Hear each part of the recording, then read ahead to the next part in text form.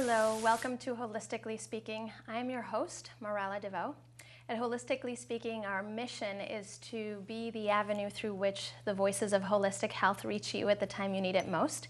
And today we have a very special guest, and I'm excited because it's a different kind of a show.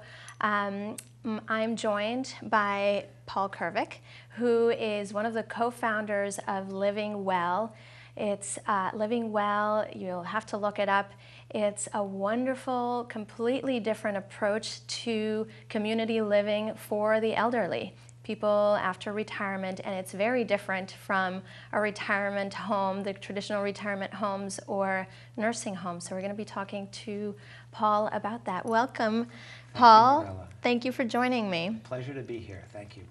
So I guess we can start right off the bat asking you, how is Living Well different from your traditional nursing home? Yes, it's always a good question. We receive it a lot. Well, number one, we're holistic. And the probably key point is that we see aging as a normal part of life, not an illness.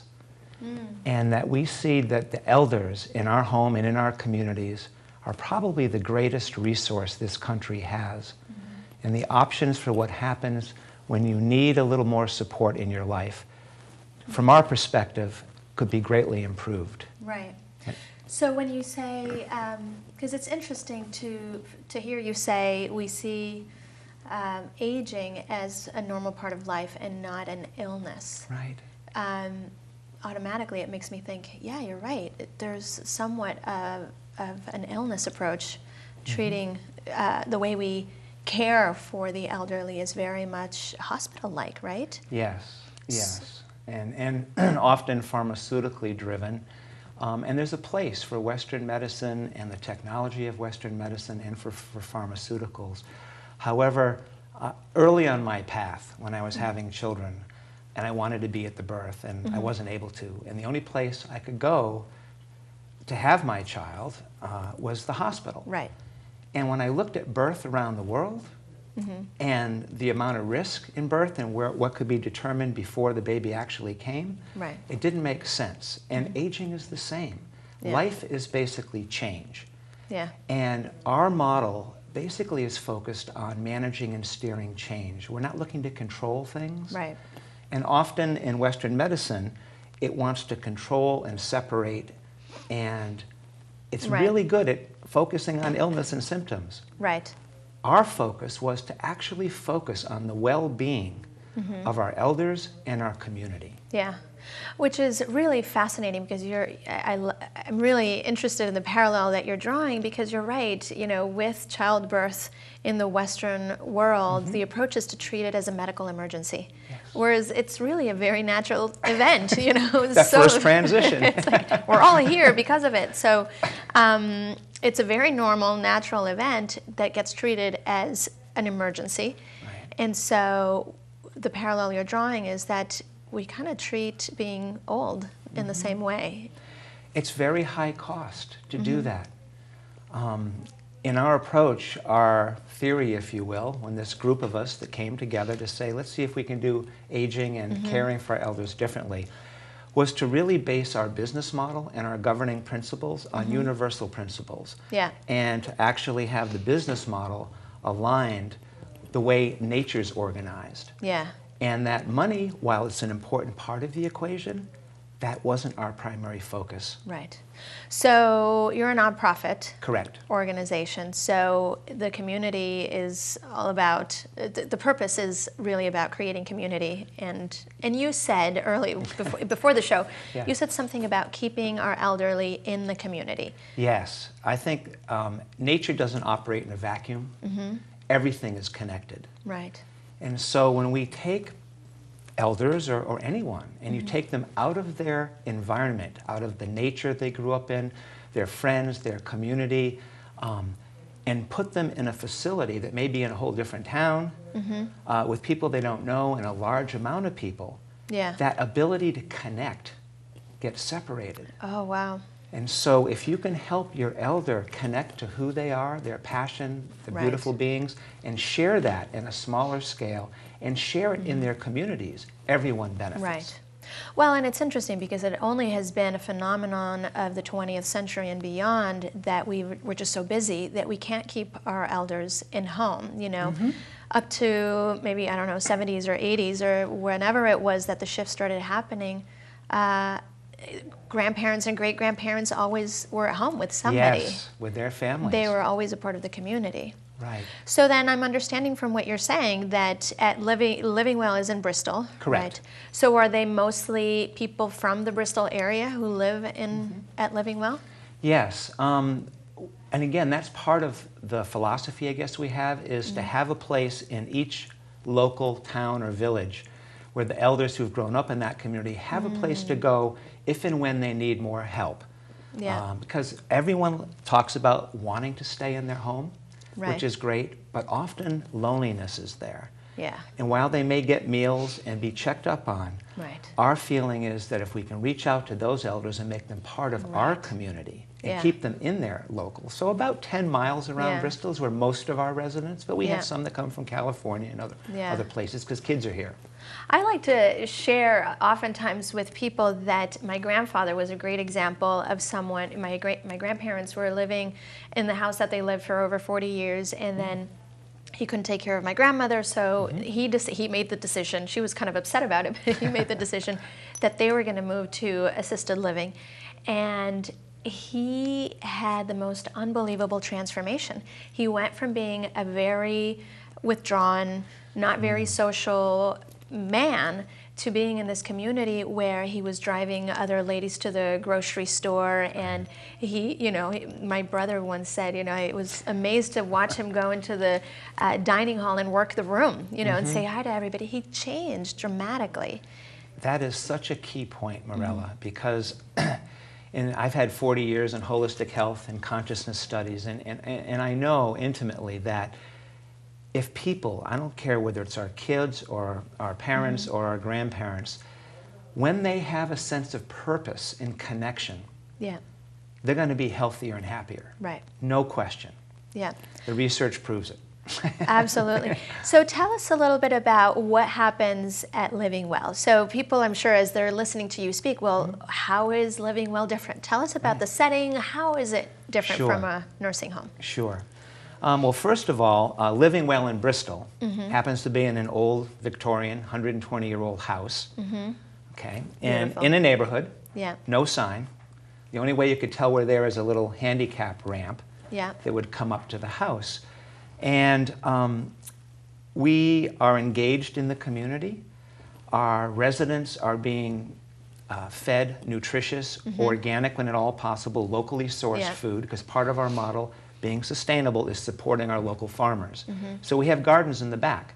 Nice. Our elders can go out and get their hands in the dirt if they choose.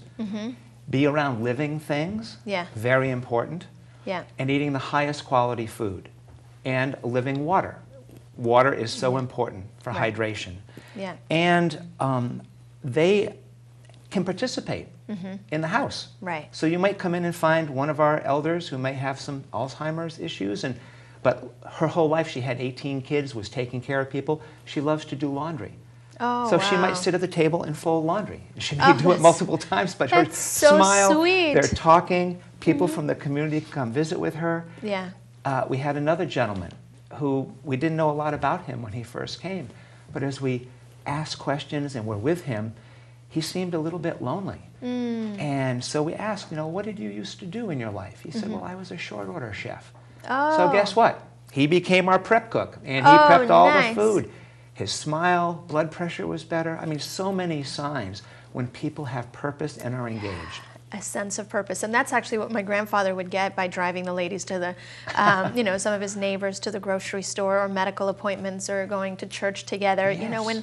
When you have a sense of purpose, it gives you life. It gives you a reason for engaging. And there's another example which I think you'd appreciate is we really try to engage the community. So animals, nature, the environment, everything is connected.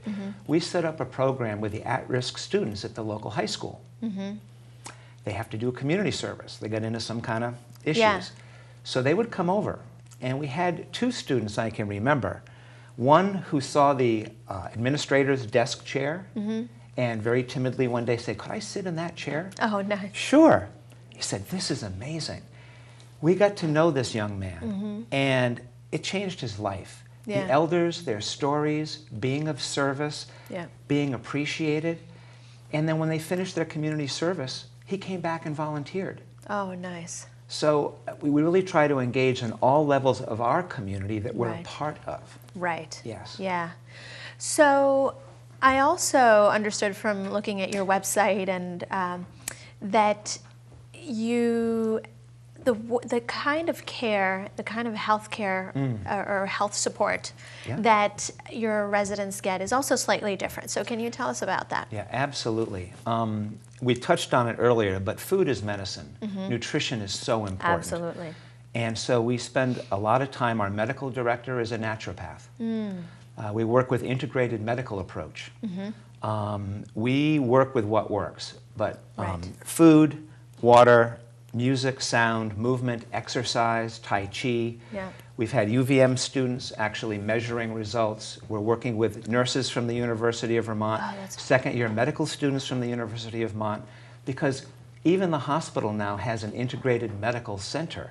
Yeah. There's much more awareness now and interest. Right. And what we're hoping is we can prove the outcomes of this so that we can share this much more broadly. Being a nonprofit, Yeah. we want to help other communities do this. Absolutely. And you have an example of this integrated approach and more natural approach. I read and was fascinated.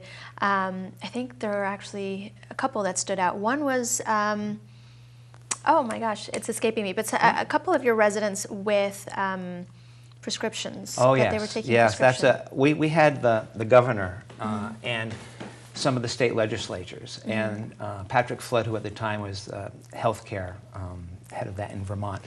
They had heard about us. We'd won some innovative program awards and got Administrator of the Year award. So as a small little nonprofit, we were Right. becoming known. And they said, we want to come and see this. We've heard that you're serving organic food, that you're paying above the average wages for the industry, Yeah. and that you're doing all these programs, and yet you're a nonprofit. How are you making any money? And you have a ton of people on Medicaid. Well, that's the point. Okay. In the industry, okay, Yeah. they say to be sustainable financially, and that's really all most of the time they're looking at. They say you need about 70 to 80% of your residents to be private pay, okay, own resources, Right. or private medical insurance, long-term insurance. Right. The balance, Medicaid, okay, people that don't have anything. We have averaged since day one, and now we're coming into our 10th year of operations in Bristol. We've averaged about 80% Medicaid clients, and we're in the Right. black. That's incredible. Yeah. So they came and they said, well, how are you doing this? This is impossible. I said, well, we're a nonprofit. Our financial statements, our accountant is really good. Yeah. I know they're real numbers. They said, well, can you give me an example? We had 4 residents all on prescription inhalers, steroidal inhalers, which Yeah. long-term become less effective and they're not good. Yeah. Not including the cost of the drugs for the side effects from taking these steroidal inhalers. We had 4 Medicaid residents, all on them for different breathing issues. $1,000 each per month. Oh my gosh. Okay, so we're all paying. The insurance system is paying for that. Right. Our naturopath said, out of Europe, there's very good, well-documented research as a homeopathic tincture that we could do for all 4 residents for a total cost for a 4-month supply of $60. So we did that, and we had better outcomes. Now, this is obviously working hand in hand with our residents and their physicians, if they have physicians. And we're only working with people that choose to perhaps lower their medication or take a more holistic approach. Right. So imagine one 15-bed residential care home. Yeah. That savings. So just to do the math, so you had 4 residents, each on a $1,000 a month medication. Correct. So 4 residents, it's $4,000 a month. Correct. For the medication. And you switch them to $60 for 4 months. So 4 times 4 would be 16,000? No, I don't know Yeah, what it right. is, but yeah, 16,000 versus 60. Right. And in the article that I read, it also mentioned that they actually had a secondary prescription drug that they also For side effects. For side effects. That could be eliminated. That was also eliminated. Right. So that's pretty remarkable. So they were doing better. Yes. That's a Yeah. clear example of how you're making it more cost effective to Right. live in an assisted living? I mean, we are body, mind, emotion, and spirit. We are whole beings, and we consciously work to assist and support people being vital, whole, and sustainable in their lives in all these dimensions. And those same principles apply to our business. Right. I mean, one of the other really different things that we do that is a large part of our success is the governance, decision-making, and organizational system. I mentioned earlier on about nature. Yeah. Everything in life is connected, and Western science is brilliant at digging down to separate parts. Right. But if you're running a business or looking at health and not illness, you want to be looking at all the connections within ourselves personally, within our families, within the environment. And so everything in our business from the ground up was based on these living principles. This system of governance, we're the only and the first nonprofit in the United States to adopt this. Came out of the Netherlands. There it was called sociocracy. In this country, it's called dynamic governance. Right. John Buck, who is one of our board of directors, has been with us from the start, and John was the first trained, certified trainer in this governance system. In Europe, you have businesses, universities, towns, private and public, all governed and run this way. And how does this governance system, this dynamic governance, influence the outcome, or how is it a part of the experience at Living Well? Right. And again, it ties back to our principle of coherence, just like your symbol of the flower of life. Everything is connected. Right. If everything is connected, that means that we are a living business that's part of a living community, and that all of the people that could be potential stakeholders, so we're talking about our staff, our residents, their family members, our board of directors, people in the community, they're all part of the living system. We're all connected. So in our governance system, it's operating by consent, which is different than consensus. We don't always agree. Okay. Consent means it's within your range of tolerance. And if you have a paramount objection to any decision that's made, and in a nonprofit, where is the power? It's the board of directors. It's where policies are set. Right. So if we're going to make a policy, guess what? Our staff, our residents, everyone has a voice that cannot be denied. So how, because I'm thinking that's very interesting, but I'm wondering from the perspective of the person who's considering the possibility of going to a retirement community and looks at Living Well, how is that a part of their experience at their new residence? At Living Well in terms of that? At Living Well, yeah. Well, I mean, from a staff perspective, I mean, we have people there that are dedicated to helping people. But many of them had never had a chance to make a decision or be a leader or listen, have their voice actually change a policy. For instance, we had a scheduling issue. People who are setting the schedule. Sometimes that's an issue in staff in any organization. Who gets to decide who's working when? Right. And it was an issue. We were having some challenges with that. And what we ended up doing was having a circle meeting, and the staff came up with a solution. Right. Our residents, who are directly being cared for, have the best knowledge of what's going on in themselves and in their lives. So we have communication that can go in both directions, full disclosure. And we have less meetings, and we have a better outcome where people are empowered to bring the best that they can and object when they have an objection. Nothing is held back. So everyone feels that they have a voice and everyone is a stakeholder. And correct. Okay, that's wonderful. So we even have we have two staff actually who sit on the board of directors. Oh, wonderful. So, which is so different from a traditional assisted living place. Right. So tell us a couple stories. I'm sure you have great stories, and you've already shared some, but in terms of the outcomes and how people do living in this community setting, can you tell us some examples of? Sure. I mean, I'll give you a fun story. One day we had a couple of 20-something, kind of with the Rasta haircuts, come through town, and they had a yurt on a trailer. And they pulled up to Living Well. And they said, well, you know, it's winter time. We need a place to put our yurt. We heard that you're doing some wonderful things about community. So we got speaking with them. It turns out they were all artists. Oh, nice. And so we worked out a deal that they could trade doing some artwork with our elders, and they could put their yurt up in our backyard and use the bathroom when they had to. Yeah. So one night in the winter, one of the night nurses who was there heard all this drumming. And some of the residents were up and, what is that noise? So they had their drums. They were doing a drumming circle. And they had a little fire in the backyard. Yeah. Long story short, we invited them to come up. And the research that has been done about drumming and the effect on the heart and the brain, we did some work with a couple of our vets that even the center down in White River Junction said they're seeing changes that they hadn't seen before. What ended up happening 6 months later is we had a traveling band. They would play at farmers markets. We'd go out to other nursing homes.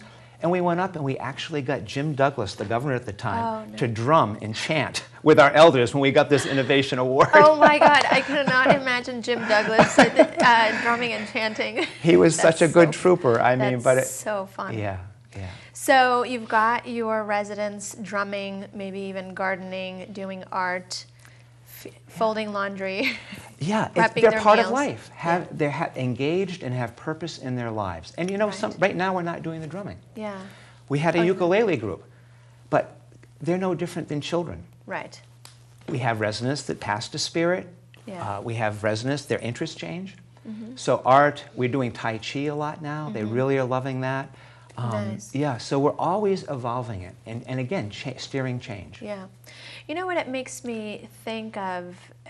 The picture that you're painting is making me think of your residents are essentially involved in their own lives, in the community that they're participating in, versus a little bit like resort living. You know, I'm trying to kind of compare what I've seen where my grandparents lived, which is a wonderful home. Yes. But they have their apartment, then they go and sit down and eat meals that are prepared for them, or go to activities that are facilitated for them, but are less so involved in the development of which activities, or even prepping the meals, or folding the laundry. I think that's... Yeah, that's my experience also. I used to work, volunteer with a friend of mine who happened to be in a nursing home.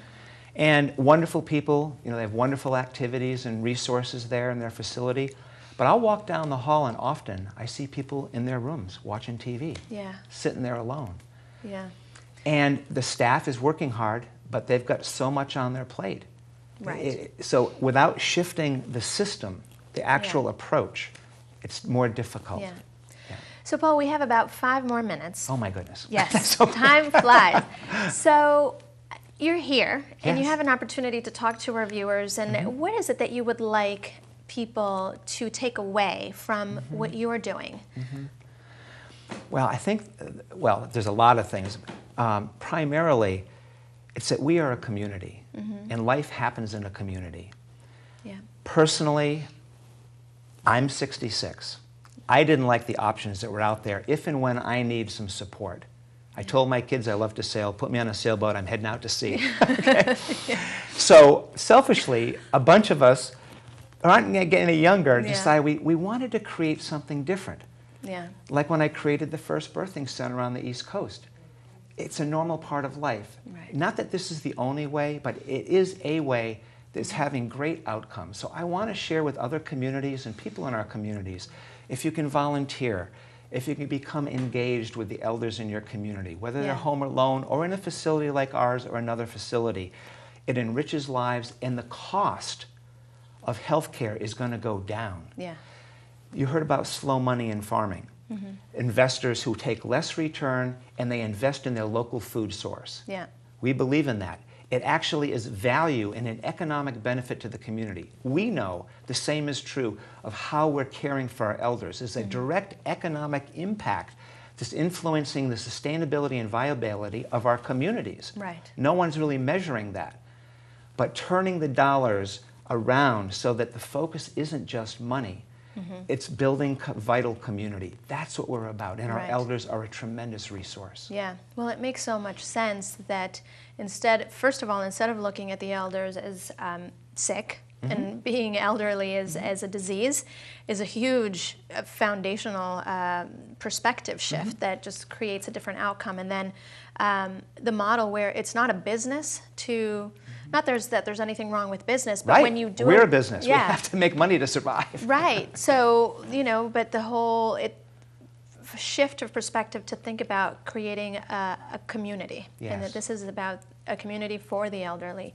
It just creates a completely different And outcome. be able to build your business Yeah. model around that. And the other really important thing, if we got another few seconds, is Yeah, anything in life can change.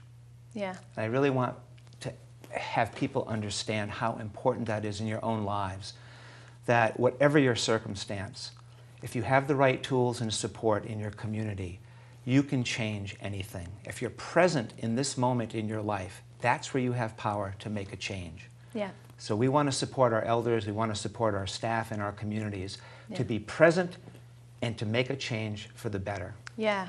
And I assume that you're open for visits. We love it, yes. But Because- please call, because we do have a lot of visitors at times. Don't just show up. Yes. But volunteering, visits, coming Yes. to learn your model, because I honestly think that you're onto something, obviously, that needs to be replicated. And we're now speaking, because your audience is here in Burlington. We didn't get to talk too much, but we just acquired Ethan Allen Residence on North Avenue in Burlington. Yeah. And we are going to be implementing our principles and protocols and business model there. We've just begun, but there's going to be a local place.